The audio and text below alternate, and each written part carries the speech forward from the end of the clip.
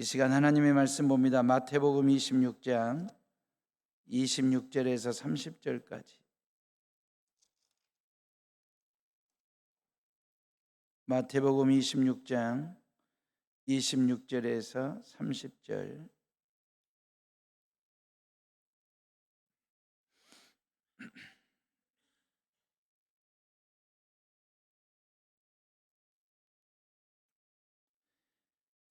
찾았으면 가정에서 예배 드리신 분들도 같이 26절부터 읽습니다. 그들이 먹을 때에 예수께서 떡을 가지사 축복하시고 떼어 제자들에게 주시며 이르시되 받아서 먹으라, 이것은 내 몸이니라 하시고 또 잔을 가지사 감사 기도하시고 그들에게 주시며 이르시되 너희가 다 이것을 마시라, 이것은 죄 사함을 얻게 하려고 많은 사람을 위하여 흘리는 바 나의 피 곧 언약의 피니라.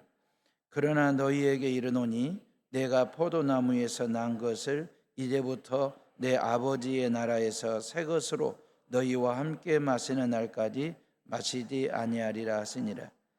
이에 그들이 찬미하고 감람산으로 나아가니라. 아멘. 자, 오늘은 종려주일입니다. 그리고 이제 고난주간이 시작이 됩니다. 성금요일 날 예수님이 십자가 위에 못 박혀 피 흘려 죽으신 날, 그리고 말씀하시고 약속하시고 예언하신 대로 3일 만에 예수님은 다시 살아나십니다. 주일 새벽에 말입니다. 다음 주는 부활주일이 그래서 되는 겁니다. 예수님께서 세례를 받으시려고 요단강에 오실 때에 세례 요한이 보라, 세상죄를 지고 가는 하나님의 어린 양이라고 크게 외쳤습니다. 그때 광야에 많은 사람들이 세례를 받으러 몰려올 때 그 말입니다. 말라기 선지자 이후에 400년 동안 하나님은 선지자도 주지 아니하시고 예언자도 허락지 아니하시고 예언의 말씀도 없는 영적 신구약 암흑기, 그 상황 중에 이제 세례 요한이 등장했으니 얼마나 많은 사람들이 요한에게 세례를 받으러, 또 요한을 통해서 하나님의 말씀을 들으려고 광야로 몰렸든지, 그러면서 하나의 민심이, 여론이 형성되기를 우리가 기다리던 메시아가 요한일 거야, 일지도 몰라, 아니 요한이지. 이러한 팬덤, 이러한 민심과 여론이 요한에게 확 쏠리고 있을 때의 그 말입니다. 요한은 뭐라고 얘기했냐면, 나는 내 뒤에 오시는 이, 바로 예수 그리스도죠. 그 예수 그리스도의 신발끈을 묶지도 풀지도 못할 천한 존재, 철저하게 자기 자신을 낮추고 예수님을 높이는 메시지를 선포합니다. 그분은 흥해야 되고 나는 쇠해야 된다. 그러면서 내 뒤에 오실 예수 그리스도를 전하고 증거하는, 그래서 모든 민심, 모든 백성들의 시선과 생각을 누구에게? 예수님께로 돌리는 그 말입니다. 민심의 방향을 자신을 향한 강력한 팬덤이 형성이 되려고 할 때에 세례 요한은 모든 민심의 물줄기를 예수님께로 돌리는 일을 했습니다. 그리고 모든 시선을 예수님께 두게 했습니다. 생각하는 바, 목적하는 바가 예수님을 통해서 이루어질 수 있도록 그렇게 자기를 낮췄던 사람들 말입니다. 오늘은 종려주일이잖아요. 3부 예배 때는 유아세례, 어린아이 갓난쟁이일 때 부모님들의 신앙 확인하고 이 아이에게 세례를 베풀었다고요. 이 아이를 믿음으로 키우겠다고. 그 아이들이 믿음으로 잘 커서 19명의 아이들이 오늘 입교 예식을 하거든요. 그 입교 예식을 하는 그 6명이 세례를 받게 될 텐데, 세례를 받는 모든 사람들을 향한 하나님의 음성, 세례 요한의 외침. 보라, 세상 죄를 지고 가는 하나님의 어린 양이로다. 봐라, 임지영이를 위해서 세상 죄를 지고 가시는 하나님의 어린 양 되신 예수 그리스도. 해오른 교회 모든 성도들과 여수 시민 27만 1,100 몇 명의 그 시민들의 모든 죄값을 지불하기 위하여 세상 죄를 지고 가는 하나님의 어린 양이로다. 이 음성을 듣는 종려주일이 될 수 있기를, 고난주간이 될 수 있기를 주님의 이름으로 축원합니다. 예수님은 저와 여러분들을 대신하여 그 말이에요. 고난당하시고 나를 대신하여 십자가 지시고 나를 대신하여 십자가에 못 박혀 죽으시고 나를 대신해서 3일 만에 다시 부활하신 그 예수 그리스도 그 말입니다. 나를 대신하여 다시 살아나시고 그리고 나에게 죄사함의 은혜를 주시고 구원의 은총을 주셨고 영원한 생명을 주신 그 예수. 이런 십자가의 죽음과 부활을 기억하고 기념하라고 예수님이 직접 제정하신 게 성만찬입니다. 교회가 만들었거나 신학박사들이 모여가지고 머리를 맞대가지고 우리 성만찬 예식을 만들자, 그렇게 해서 제정된 게 아닙니다. 예수님께서 직접 만드신 거룩한 예식, 다락방에서 최후의 만찬을 했잖아요. 12명의 제자들과 함께. 그건 6월절 음식이었어요. 어린 양의 고기를 먹고 누룩 넣지 않은 빵을 먹으면서 6월절 음식을 가지고 마지막 이 땅에서의 만찬 식사를 하시고, 그 다음에 이제 떡과 잔을 떼고 따르시면서 받아 먹으라는 거예요. 받아 마시라는 거예요. 이건 내가 너희를 위하여 십자가 위에서 찢기는 내 살과 같은 떡이고 흘리는 피와 같은 포도주라고 말씀하시면서 최초의 성만찬을 우리 예수님이 직접 행하신 거예요. 여러분들이 조금 전에 떡과 잔을 먹고 마셨잖아요. 이 성만찬은 아주 독특한 예식입니다. 왜냐하면 한 종교를 믿는 신도들이 그 신의 몸과 그 신의 피를 받아 먹고 마신다. 이건 다른 종교에서는 있을 수 없는 일이에요. 오히려 그 신에게, 그 신을 숭배하고 그 신을 믿는 사람들이 몸을 바치고 피를 바치고 목숨을 바치고 일생을 바치는 것이 다 종교에서 이루어지는 종교행위, 신앙행위라고요. 근데 기독교는 말입니다, 우리가 믿는 그 하나님께서 아들 예수를 십자가에 죽이면서까지라도 우리를 위하여, 그 말이에요, 아들 예수의 몸을 떼서 아들 예수의 피를 통해서 우리에게 건네시면서 먹으라고 마시라고.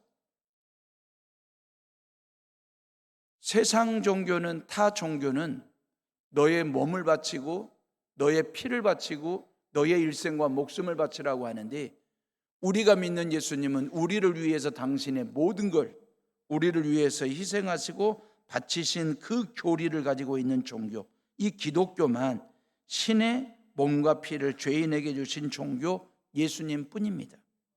어찌 보면 무시무시한 종교죠.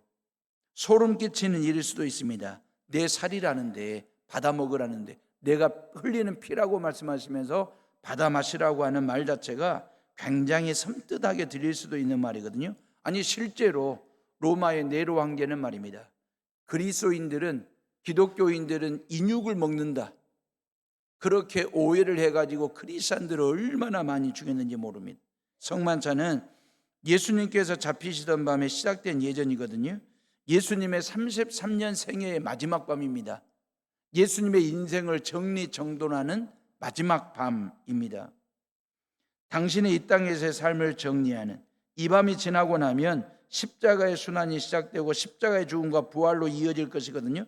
이렇게 중요한 시간에, 그 말입니다, 성만찬을 통해서 당신의 공생의 3년 사역, 30년의 사적 생활을 최종 정리하시고 최종 결론을 내리시는데, 뭘로? 성만찬을 통해서 말입니다.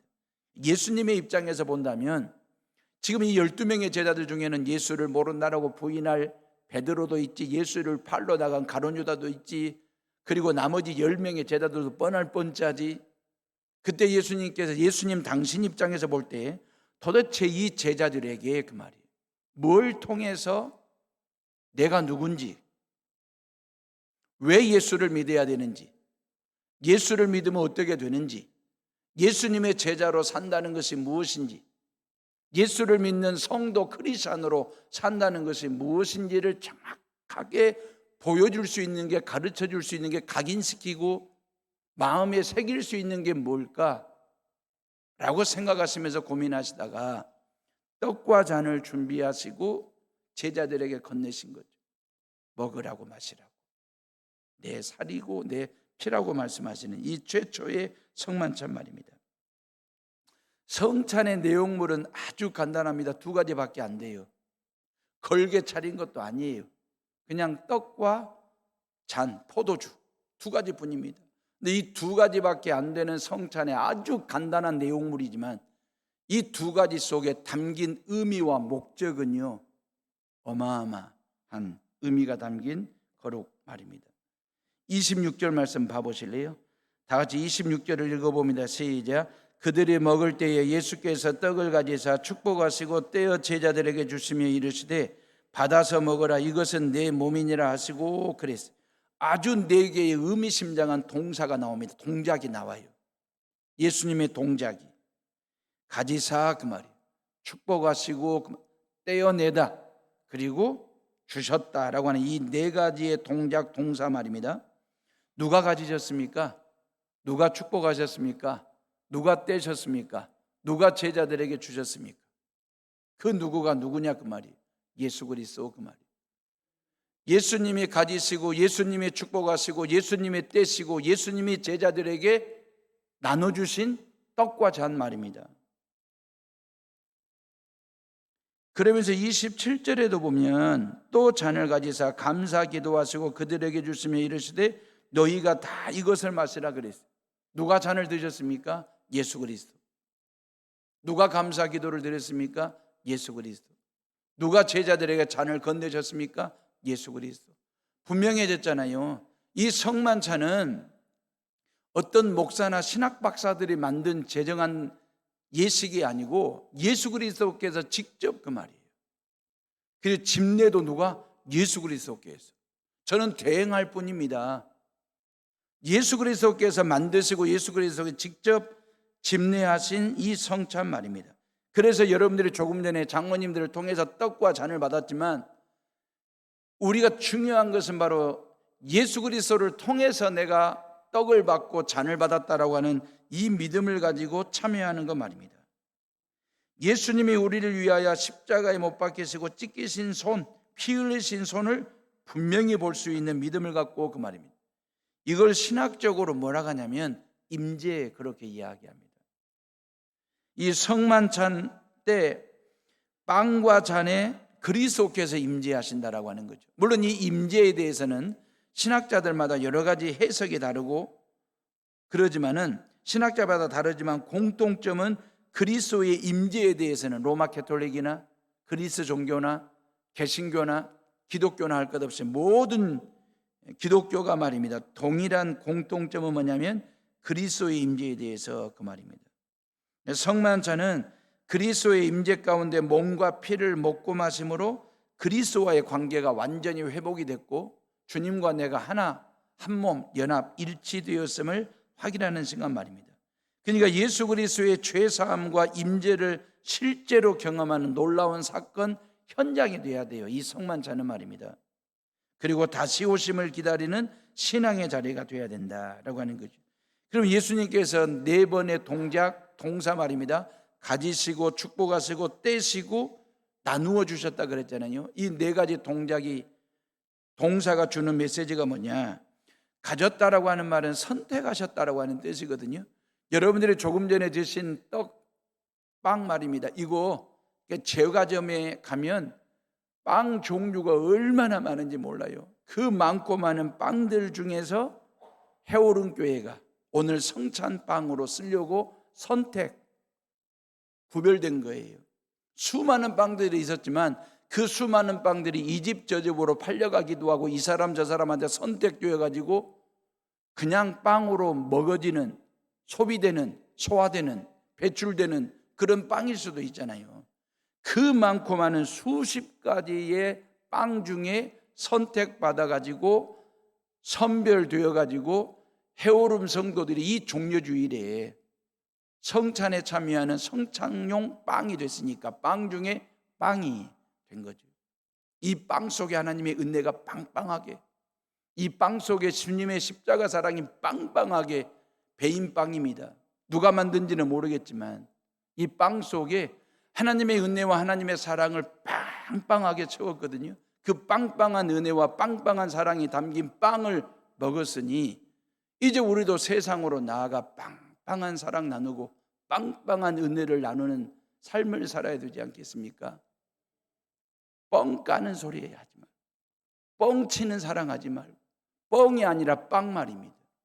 그래서 정말 주님의 십자가 사랑과 그 은혜를 빵빵한 사랑을 나누는 삶 말입니다. 포도주는요, 해년마다는 아닐 수도 있죠. 우리 여전도에서 권사에서 포도밭에 가서 알라리, 송이송이, 연근, 포도를 고르고 골라서 그 말이에요. 선택된 거예요. 고른 거예요. 우리가 선택해서 이걸 포도즙으로 담과 발효를 시켜서 오늘 여러분들에게 나눠드린 포도주 성찬주가 되었다라고 하는 거죠. 많고 많은 포도송이 중에 선택받은 것처럼 그 말입니다.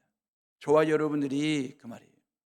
하나님의 거룩한 백성으로, 하나님의 거룩한 자녀로 선택된 존재들 아닙니까?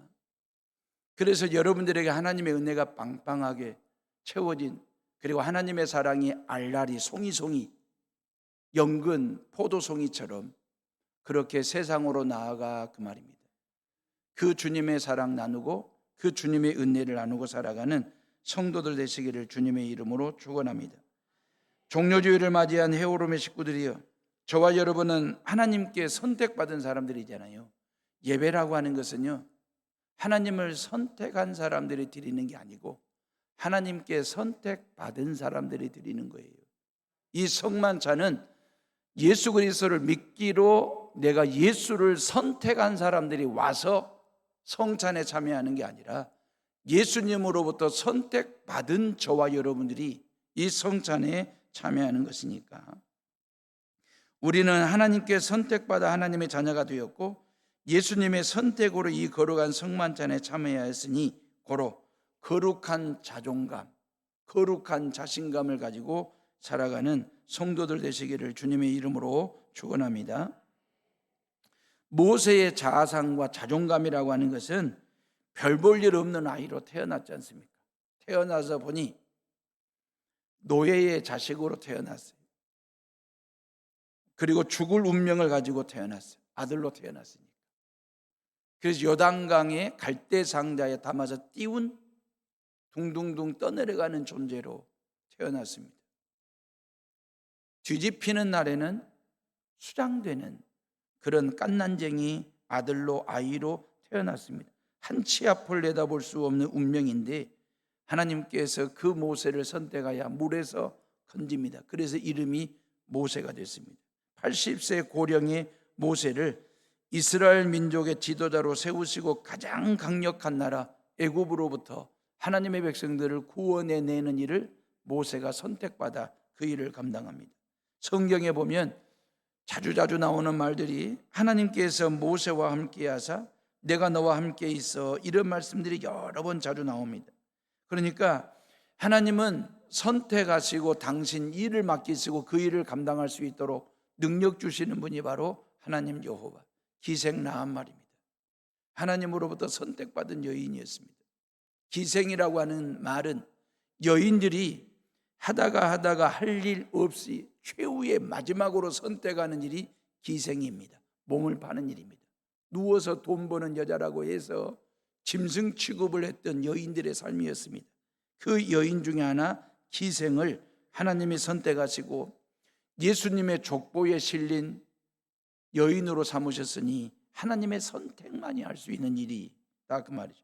막달라 마리아요, 오히려 기생 라합보다도 더 절박한 여인이었습니다. 왜냐하면 현장에서 가늠하다가 붙들린 여자였으니까. 현장에서 돌로 쳐서 죽여도 되는, 죽을 수밖에 없는 그런 여인, 그 운명을 가지고 태어난 막달라 마리아. 그 막달라 마리아가 하나님으로부터 선택이 되어서 거룩함을 인정받고 존경받는 여인의 삶을 살아가게 되거든요. 오늘 오후에 여러분들이 보시게 될 패션이라는 영화는 두 여자 막달라, 두 여자 마리아가 등장하거든요. 예수님을 낳은 성모 마리아와 그리고 이 막달라 마리아, 두 여인이 예수님 곁을 지키는 모습을 보시게 될 겁니다. 하나님의 선택으로 운명이 바뀌게 된 사람들의 이야기는 성경에 수두룩합니다. 그 얘기는 바로 저와 여러분들의 이야기이고요. 그 다음에 축복하시고 그랬어요. 예수님께서 떡과 잔을 선택하신 다음에 하신 일이 뭐냐면 축복하시는 일을 하셨어요. 이게 저와 여러분들을 하나님의 자녀로 선택하신 목적은 축복에 있습니다. 그 축복은 물질적으로 부자 되게 하는 축복 아닙니다. 출세하고 성공하도록 하는 축복 아닙니다. 그리고 죄 사함의 축복 말입니다. 하나님의 자녀됨의 축복 말입니다. 구원받는 축복 말입니다. 천국 가는 축복을 이야기하시거든요. 창세기 1장 28절에 보면 하나님이 우리를 남자와 여자로 창조하시고 나서 제일 먼저 하신 일이 뭐냐면 축복하시는 일이었어요. 하나님이 그들에게 복을 주시며 하나님이 그들에게 이르시되 생육하고 번성하여 땅에 충만하라 땅을 정복하라 그랬거든요. 그럼 구약 성경에서 복이라고 하는 말은 히브리어로 아슈레라고 하는 말이거든요. 이 아슈레라고 하는 말은 영어로는 블레싱이라는데 이 아슈레와 블레싱이라는 말이 담고 있는 뜻은 하나님으로 만족한 상태입니다. 성경이 말하는 축복이라고 하는 것은 뭐냐면 하나님으로 만족한 상태, 이게 아슈레래요. 이게 블레싱이래요. 이게 진정한 복이란 하나님과의 올바른 관계 속에서 누리는 자유와 기쁨과 평안을 말하는데, 하나님이 우리에게 블레싱 하시기를 기뻐하시는 분, 복 주시기를 좋아하시는 하나님이신데, 이 블레싱이라는 말이 어디에서 나온 블레드라고 하는 말이 나왔거든요. 이 블레드라고 하는 말은 피를 흘린다 그 뜻입니다. 그러니까 하나님은 우리에게 복을 주시려고 당신의 아들 예수로 하여금 십자가 위에서 피를 흘리게 하셨다 그 뜻이거든요. 피 흘려 죽게 하신 것, 고로 블레싱은 우연히 찾아온 복이 아닙니다. 여기저기서 막 생각지도 못하게 굴러들어온 복이 아니에요. 십자가로부터 시작된 철저하게 하나님 아버지와 그 아들 예수 그리스도에 의해서 계획되어진, 예언되어진, 약속되어진 복 말입니다. 피 흘림과 피 뿌림을 통해서 얻어진 복 말입니다. 이게 아수레예요. 그래서 행복이라고 하는 해피니스라고 하는 것은 차원이 다른 겁니다. 행복하다 할 때 해피니스의 어원은 해펀인데, 이 해펀이라고 하는 말은 우연히 어떤 일이 일어난다 그런 뜻이거든요. 해프닝 말입니다. 행복은 진짜 해프닝일 수 있어요. 우연히 일어나는 것 말입니다. 고로 그리스도인은 행복을 추구하는 존재가 아니라 블레싱 말입니다. 아슈레라고 하는 하나님이 주시는 복 말입니다. 하나님에 의해서 철저하게 나를 위하여 준비되어지고 계획되어진 그 복, 십자가로부터 주어지는 복, 예수를 통해서 주어지는 그 축복 말입니다. 그 축복을 받아 누리는 성도들 되시기를 주님의 이름으로 축원합니다. 십자가 사건은 해프닝이 아니에요. 역사적인 사건이에요. 하나님에 의해서 철저하게 만들어지고 계획된, 추진된, 진행된 작품처럼 말입니다. 그래서 저와 여러분들에게는 거룩한 자존감이 있고 거룩한 백성으로 살아갈 수 있는 존재가 되었다라고 하는 거죠. 축복하시고 그 다음에 떡을 떼사 그랬잖아요. 영어 성경에 보니까 broke the bread 그래 있거든요. 다시 말하면 떡을 뗐다라고 하는 말은 빵을 깨뜨렸다, broken 했다 그 말이에요. 빵을 깨뜨리시고 그 말. 왜 빵을 깼을까요? 떼었을까요? 그것은 나누기 위함입니다. 예수님 손에 들려진 한 덩어리의 빵 말입니다. 그 한 덩어리의 빵을 예수님이 broken 하셨다 그 말이에요. 깨뜨렸다 그 말이에요. 찢었다 그 말이에요. 왜? 11명의 제자들과 함께 나누기 위해서 그 말입니다. 찢지 않으면, 깨지 않으면 한 덩어리의 빵으로 있지만 이걸 깨는 순간, 찢는 순간, 깨뜨리는 순간 11명이 같이 먹고 한 음식을 나눈, 한 빵을 나눈 한 식구됨을, 동질성, 가족애를 느낄 수 있는 것이기 때문에 그 말이에요. 그래서 예수님이 당신의 몸을 십자가 위에서 그 말입니다. 하나의 몸뚱아리를 십자가 위에서 갈기갈기 찢고 찢어서 깨어서 깨뜨려 가지고 우리에게 나누어 주신 것처럼 그 말입니다. 그래서 주님과 내가 한 식구 한 몸이 된 것처럼 그 말입니다. 기드온의 항아리가 깨졌을 때 그 말입니다. 거기에서 불이 나와 미디안 군대를 불사르고 승리했던 것처럼 한 여인이 주님께 순전한 나드향 들어있는 마리아의 향유 옥합을 깨뜨렸을 때에 그 말이에요. 예수님의 전신을 적시고 그 말입니다. 그 집 안에 나드 향으로 꽉 채우고 예수님의 죽음과 부활을 준비한, 장례를 준비한 여인이 되었던 것처럼 말입니다. 이제 예수님은 당신을 깨트릴 준비를 하고 계시는 거죠. 빵을 찢듯이, 빵을 깨듯이 당신을 깨서, 당신을 깨트려서 당신의 몸을 5대양 6대주에, 당신의 피를 5대양 6대주에 흘려보내시고자 하시는 그 예수님의 사랑, 그 말입니다. 예수 그리스도를 믿는다라고 하는 것은 어떤 의미에서는 나를 깬다라고 하는 거거든요. 나의 모든 것을 십자가 망치로 과감하게 깨트리는 거예요. 지금 우리가 이 시간 예배를 드리고 있잖아요. 이 주일 예배를 드리는 이 시간은 십자가 망치를 통해서, 말씀을 통해서 나의 모든 자존심과 나의 생각과 나의 고집과 나의 경험과 나의 어떤 성깔과 나의 지난날의 나의 모든 것을 이 예배를 통해서 과감하게 브로큰하는 시간 말입니다. 깨뜨리는 시간 말입니다.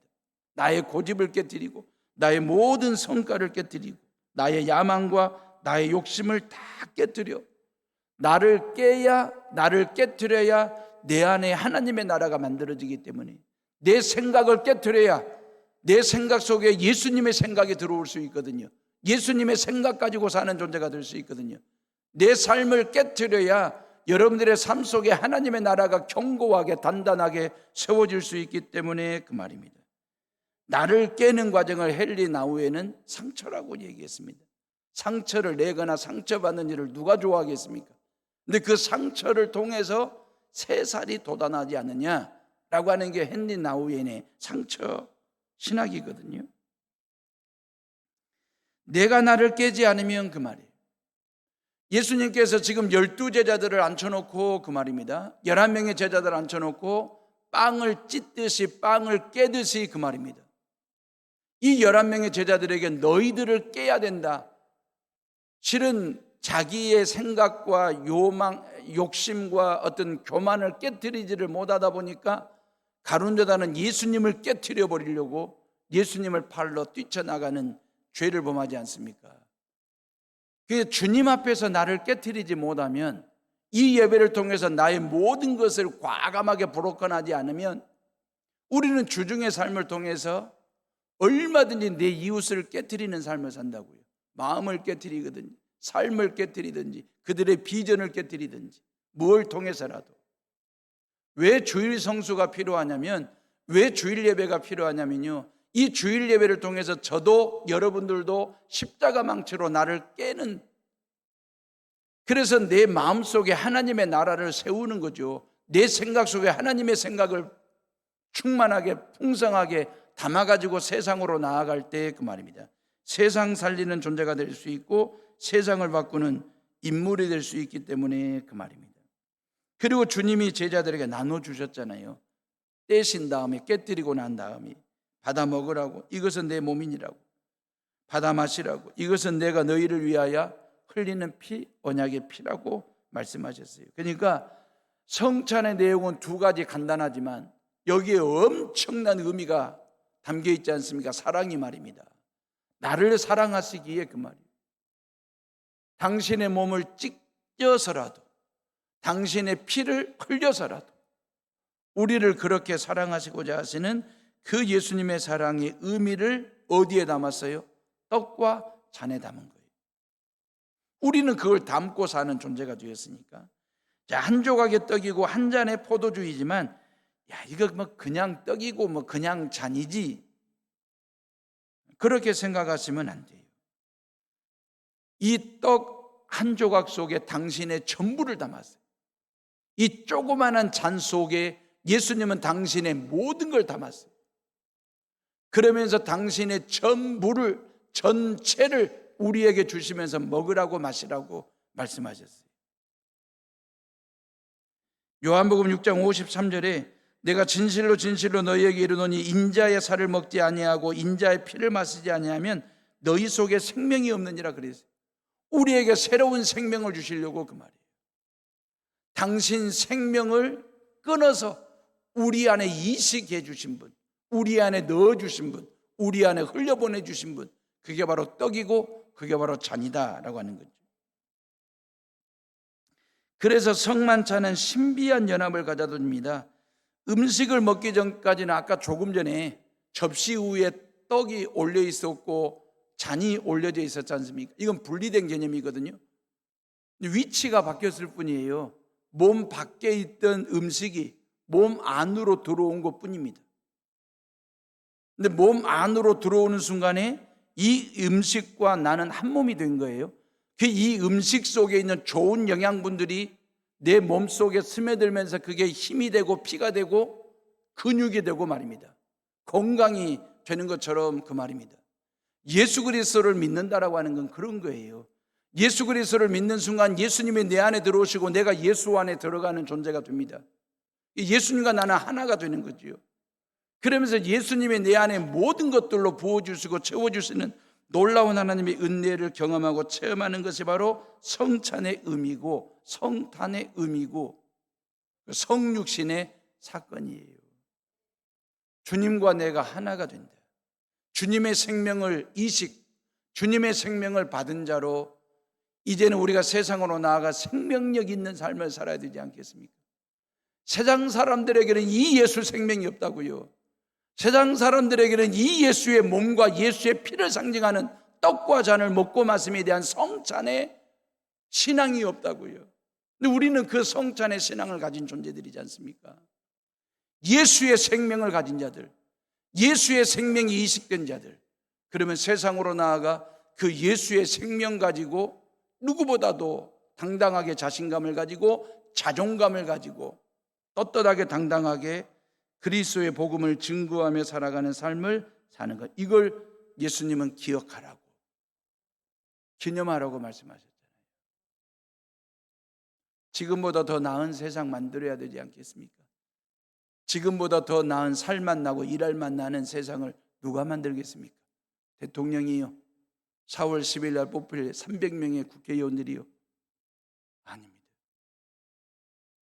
예수 그리스도를 믿고 예수 생명 가진 저와 여러분들이 이 땅에서 예수 생명나무로 심기워지고 살아서 이 땅에 예수 생명 열매를 내 주변 모든 사람들에게 나누어주고 베풀어주는 주님이 말씀하신 것처럼 우리가 가졌지 않습니까?